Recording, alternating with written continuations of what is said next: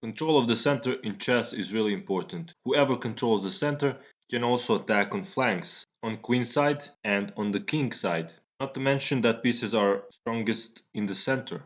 Even if they are not in the center, if they are controlling it from the far, that is really good because if there comes a need for them to be centralized, they can do it quickly. In this first example, we see powerful black bishop whose power can be felt on both flanks.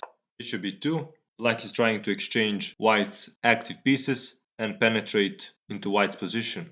Takes, going back, knight h3. Better was rook c2 to seize the open file. Centralizing the king. Now king is really active too, not allowing white's rook to get into these squares. f5, rook c8. Again, black wants to exchange active pieces so he can penetrate with the king and use this active bishop to attack white's weaknesses. Now black king is getting even more active. And after bishop e3, d3 pawn is falling and this bishop is not allowing the knight to get into the game.